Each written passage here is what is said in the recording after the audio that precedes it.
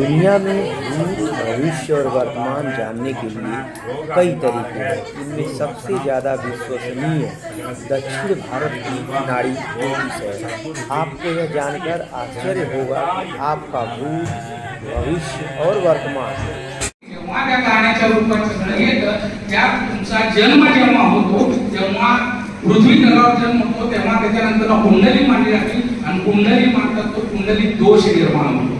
या इतर जगात जेवढे जन्मले त्याला प्रत्येकाला कुंडली दोष आहे।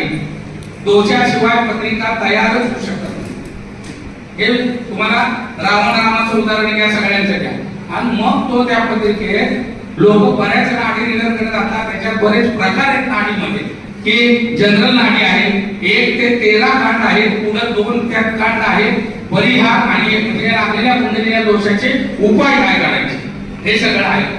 1 ते 15 कांड मिळून एकच नाडी तयार होती, त्याच्यात सूक्ष्म नाडी म्हणतात।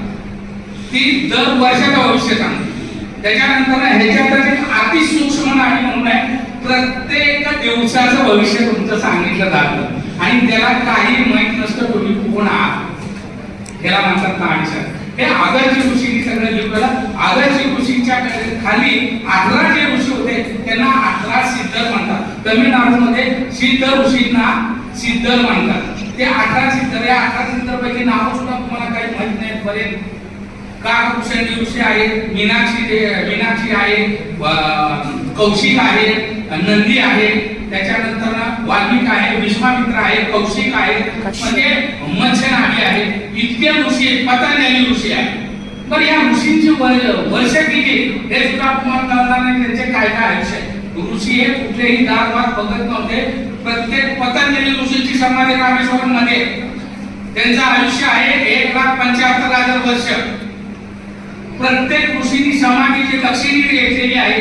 ज्या ज्या ठिकाणी त्या त्या ठिकाणचं वैशिष्ट्य तुम्हाला गुगलवर सर्च केल्यावर मिळेल। आणि या प्रत्येकाने ऋषींनी 18 ऋषींनी 18 चित्रांनी त्यांना सांगितलं, ज्ञानचक्षुनं ते सांगितलं, त्या ह्याच्यात हे सगळं माझा वैयक्तिक अनुभव।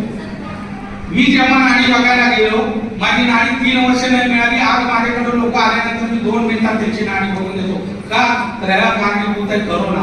पूर्वी समोर आल्याशिवाय नाडी वाचन होत नव्हतं, करोनामुळे ऑनलाईन नाडी सुरू झाली। या पुण्यामध्ये बरेच नाडी रीडर आहेत, बरेच, पण मी या सगळ्या लोकांना जनरल नाडी रीडर म्हणतो। जनरल तुमचं भविष्य सांगणं, तुमच्या कुंडलीला दोष सांगितला जातो, कुंडलीची पूजा येते, पूजा 10,000 पण त्याचा फरक हा 100% त्या जातकाला पडतोच। पण तो जातक शेवटी श्रद्धा पाहिजे, आणि श्रद्धा नसेल तर काही होणार नाही।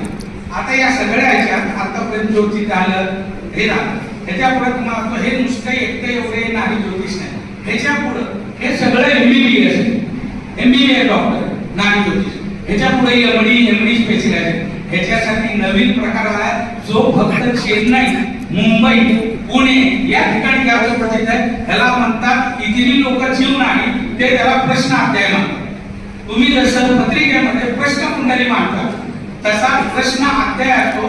ऋषी म्हणून त्याच्या तोंडातून तुमच्या प्रश्नाचं उत्तर दिलं जातं, त्या नाडीमध्ये तुलनामध्ये असतं।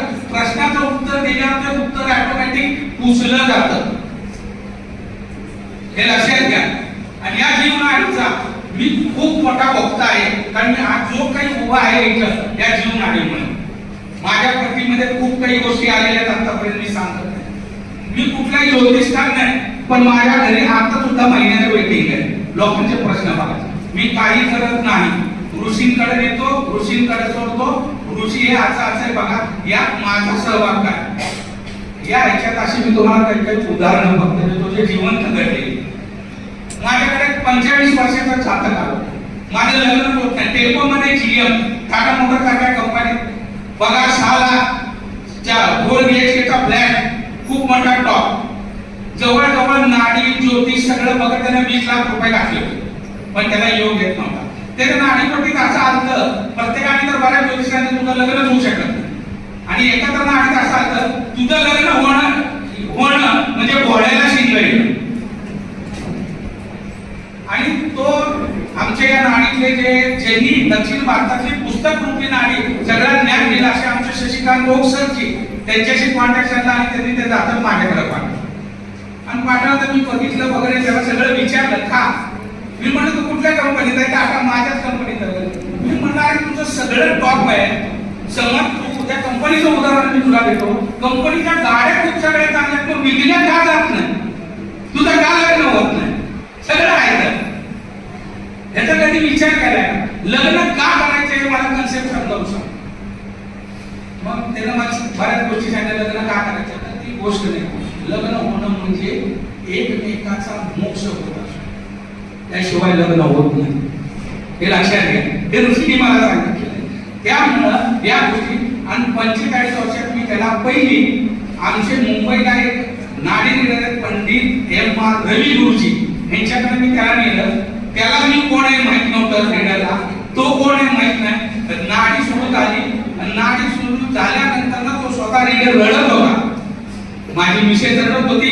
नाडी रीडिंग करताना त्याच्यावर ट्रान्सलेटर होत्या, त्या सुद्धा रडत होत्या.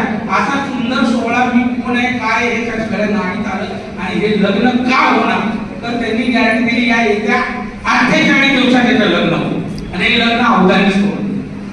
मग चार पण याचं 45 वर्ष झाले, त्यानं 100 पोरी बघितल्या, त्याचं लग्न मी कसं काय? पण बघा शेवटी वर्षींची करामत आणि लिहिल्या. 8 दिवस झाले त्यांनी सांगितलं परत एकदा जीवनाचा अभिषेक करायला. आणि जीवनाने करायला गेलो परत एकदा. आणि सहज मी एका व्यक्तींना फोन केला आणि त्यांनी मला सांगितलं माझ्याकडे एक मुलगी आहे. आणि त्यांनी त्यात सांगितलं होतं लग्न कसं होतं. तू पोर आहे पण लग्न घटस्फोटी स्त्रीचं हे नाडी आलं. आणि त्याचं लग्न एका घटस्फोटी मुलीशी झालं ठरलं. दैवगानं या महर्षींची शांत. मग अशा पुण्यात किती जीवन आहेत? अशा पुण्यामध्ये ईश्वरांजीकडं आत्री महर्षी अनुसया माताची जीवन आहे. त्याच्यानंतर अजमेरा कॉलनी पिंपरीमध्ये आत्री महर्षी यांची जीवन आहे.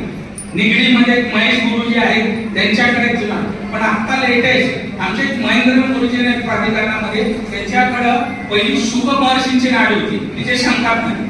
आणि आता त्यांच्याकडे प्रसन्न काक विश्रंती ऋषी, काक विश्रंती म्हणजे कावड्याचे, तर ह्यांची एक नाडी होती. या सगळ्या ह्याच्या अशा या जीवन आहेत. तुम्हाला जेव्हा प्रश्न सुटत नाही. ओम श्री ओम सद्गुरुपदमे सावभाव विमक्षण रोग अंगारः गुरुमक्षणं सर्वदेव सकलसिद्ध परिपूर्वं ओम सद्गुरुवे अगस्त्य ग्रंथकर्ताय नमः.